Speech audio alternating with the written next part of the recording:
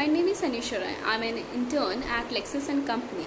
Today in this video, I will be discussing about the evolution of right to privacy. So let's proceed.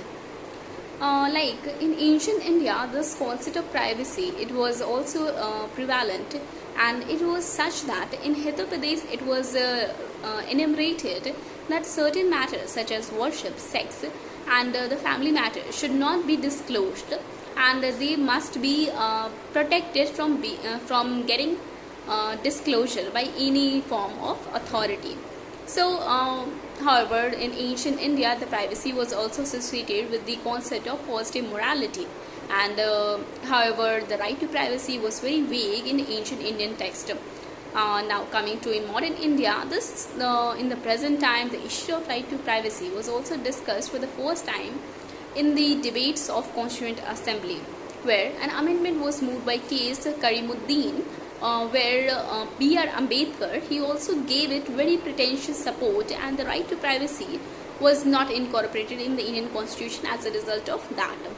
The issue of right to privacy was also dealt with both as a fundamental right and also as a common law right since 1960s. And the right to privacy was also not considered as a fundamental right, and it was first held by the Supreme Court in the year 1954 by an 8-judge bench in MP Sharma versus Satish Chandra case, where the court dealt with the power to seize and the search and seize documents from the Dalmia group. And in this case, the court dismissed the existence of right to privacy on the basis of the makers of the constitutions.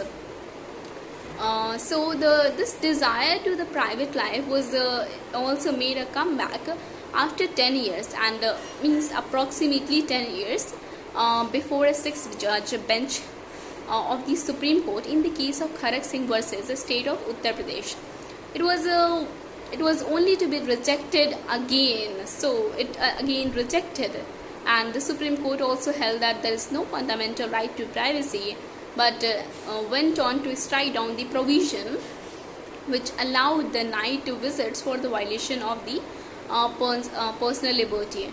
And also as dissented by Justice Subba Rao, wherein he also said that the right to privacy is still an important concept and it is an important component of personal liberty, though such provision was not incorporated as well as declared as fundamental right under the Indian Constitution.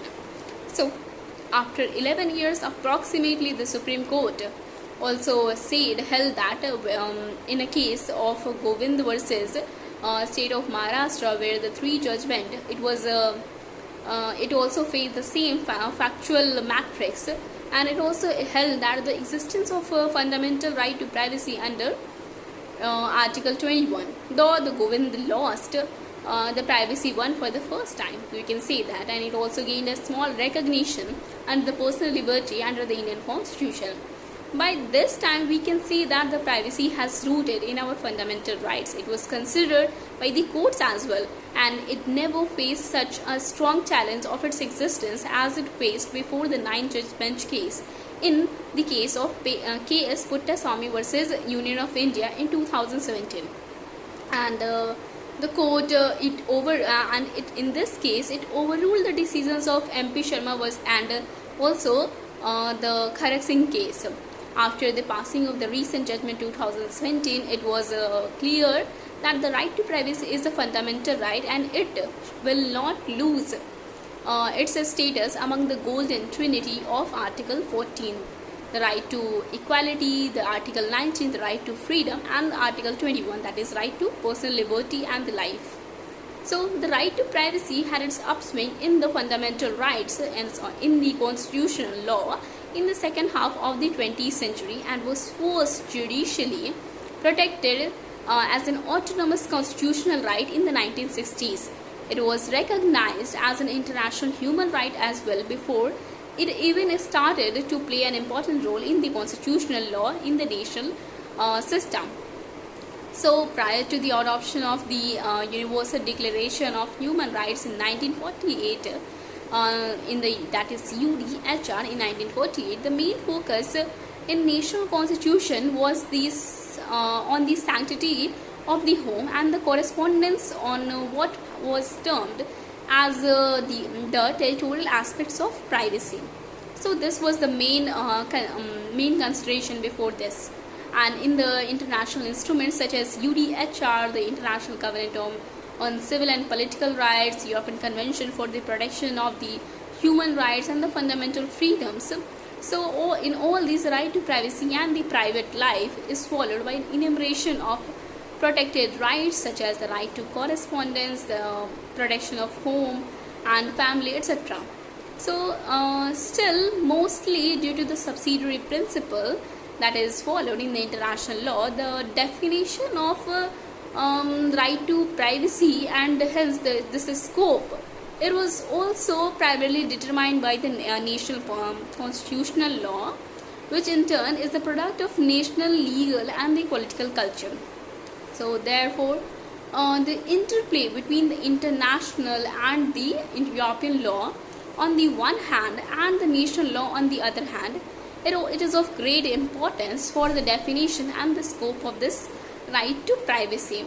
So for example, the right of the question of surveillance, it was also dealt with in several European courts and both national and also regional, and currently there is also consensus that targeted surveillance is allowed, and in democratic and the rule of law it also states under certain conditions that it is for example it is required that a certain set of procedural safeguards are to be put in place and enforced.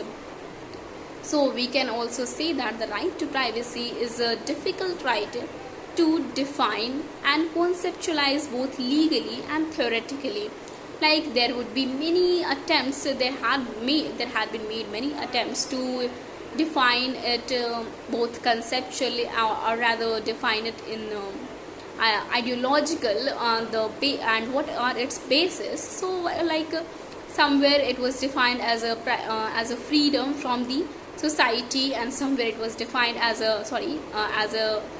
the privacy as a dignity. So in both these contexts, privacy has been defined and it was taken into account by different countries and different regions.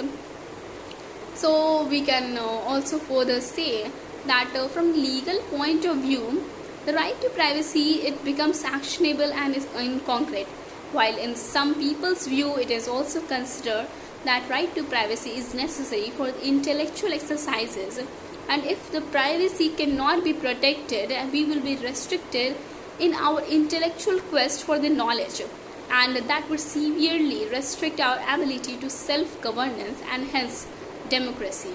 So this is all we can say and understand about how right to privacy came into picture, and that's all. Thank you for listening.